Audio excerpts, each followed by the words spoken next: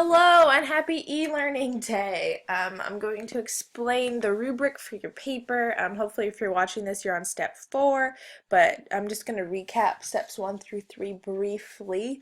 First of all, you need to make sure that all 5 of your paragraphs, your intro, your 3 body paragraphs, and your conclusion are done.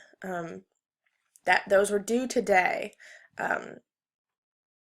So those need to be finished. If you missed Friday or you don't remember where that information is, if you go under announcements, under the Friday's announcements, it is Friday instructions. It has the videos to explain the intro and the conclusion and your MLA format. If for some reason those don't work, I did have one person email me over the weekend and said she couldn't access the videos, so I put them on YouTube as well.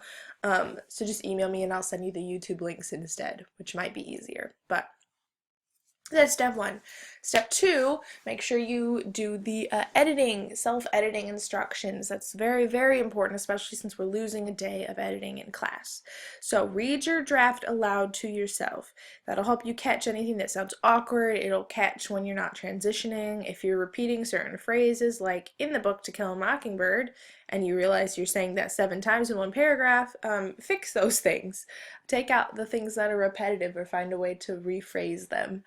And then go over the Control F editing checklist, which was also on Friday's announcements. But basically, it's just a list of things for you to search using Control F in your paper.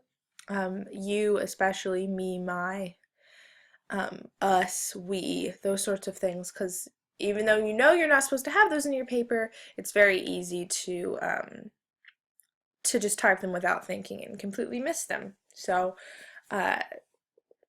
do make sure that you walk through that so you don't lose points on your essay. Sorry. I should go back to bed. Okay, so do that.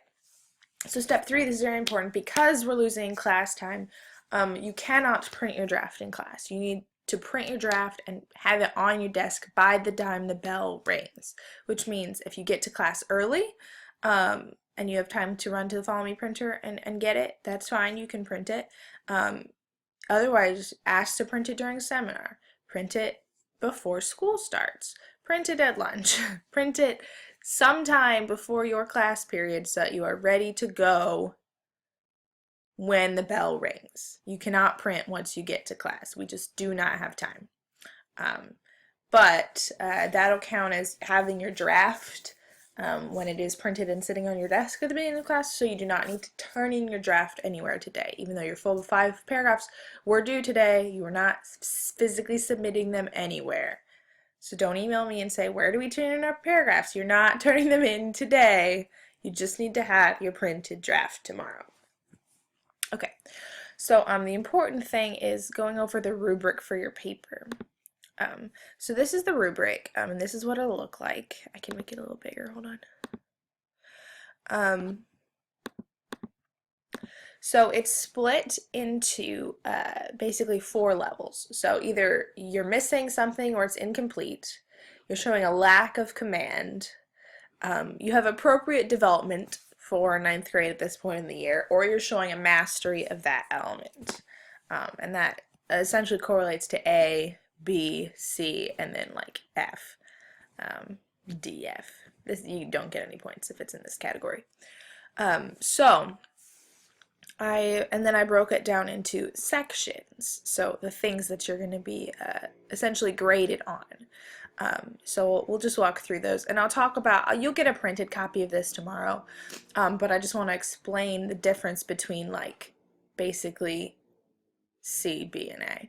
So for your intro, first of all, you want to make sure your thesis is the last sentence. If your thesis is not the last sentence, you automatically get this category, because it's not that hard to make sure your thesis is last. And then the difference between here and here is that if you at least attempt to be interesting in your hook, that's appropriate, because it is hard to actually have a compelling hook. However, if your hook actually is compelling, it's interesting, it does make me want to keep reading, then you'll get into this category. So that's the difference. As long as you attempt it, you'll be appropriate for 9th grade at this point. Okay, so for your body paragraphs, You want to make sure you have 3 quotes per body paragraph. If you have less than 3, you get the bottom category. Also, if you drop quotes, you automatically get the bottom category. But essentially, if you have awkward quote incorporation, or you or have a couple mistakes with your citations, that's this category. This one and this one are pretty much the same. Just make sure that it makes sense. Essentially, if every single one of your quotes is Scout says, comma, and then your quote, it'll probably be this one. If you try to vary your structure a bit, and it doesn't sound super awkward every time you put a quote in, then I count that as smoothly incorporated. So, also, this has to do with like how well your quotes relate. So as long as you explain your analysis part of the quote really well, after you include your quote, you have to have the part of the paragraph where you explain how it ties to your topic. If that proves that your quote is very, very relevant and it does actually make sense, you'll get this category. So, and then that kind of ties to the analysis of the body paragraphs. You want to make sure that your quotes are thoroughly explained and analyzed. It's not just a 2-second, this proves the book is old. And your body paragraph as a whole is focused on its point. You can read your whole paragraph out loud to yourself and you can say, yes, all of these sentences support my topic sentence. If you have a little less thorough analyzation, but it's still pretty focused on your prompt, that'll be this category. But if you don't tie your analysis to the topic,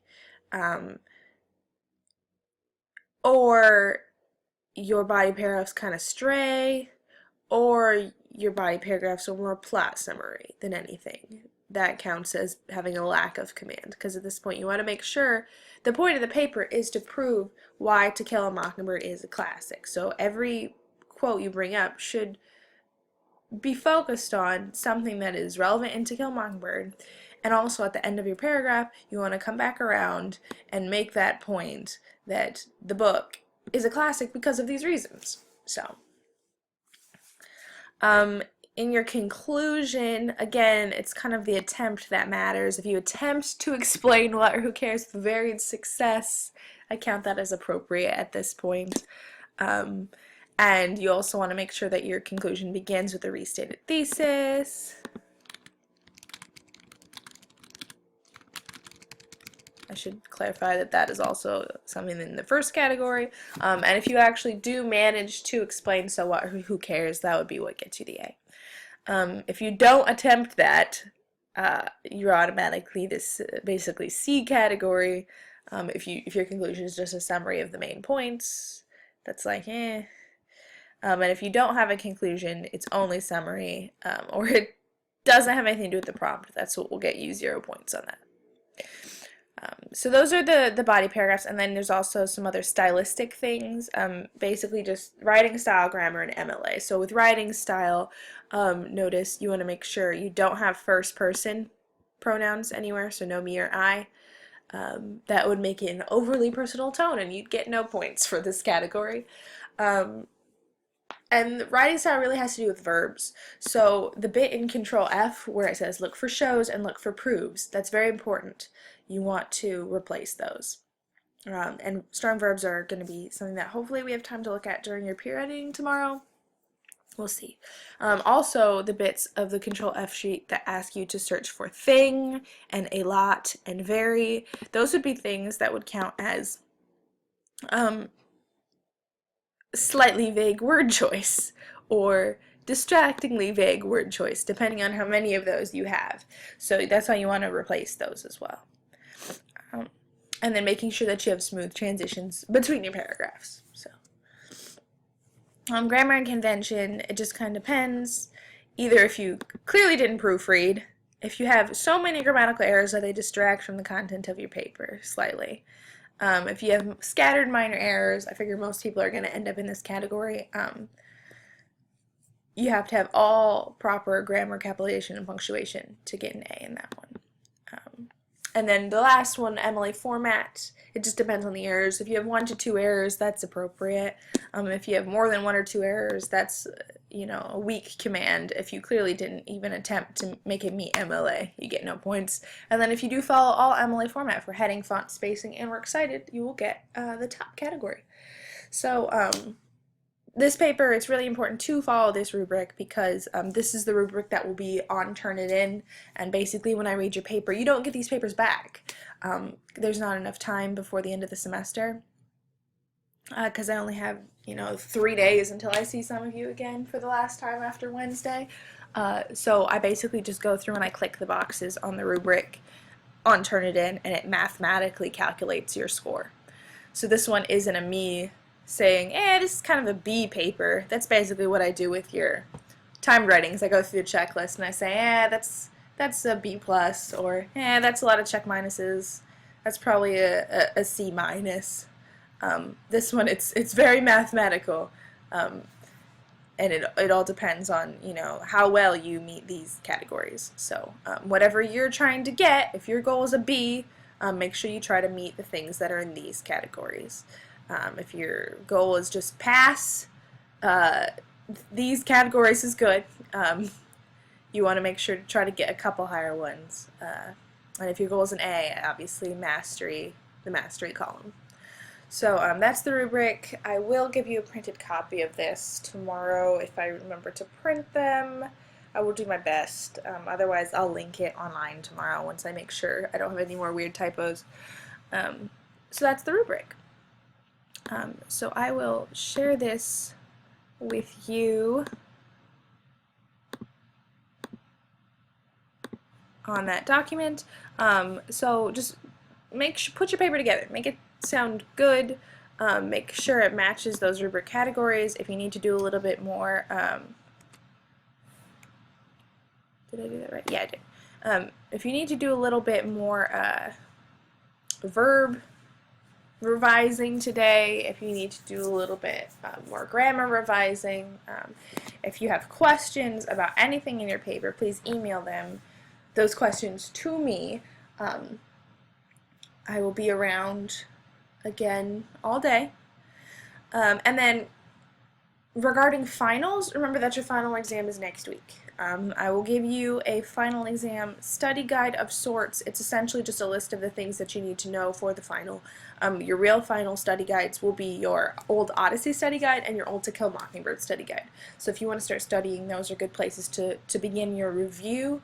I've also have a giant quizzes, and we'll be doing Kahoot and or some form of Jeopardy. I don't really know. I haven't decided to review during our review days on Thursday and Friday, but if you want to start just reminding yourself, oh yes, Odysseus was this person, and he did this, and these are some qualities of an epic hero, that might be a good place to start, especially if you're worried about having enough time to study over the weekend.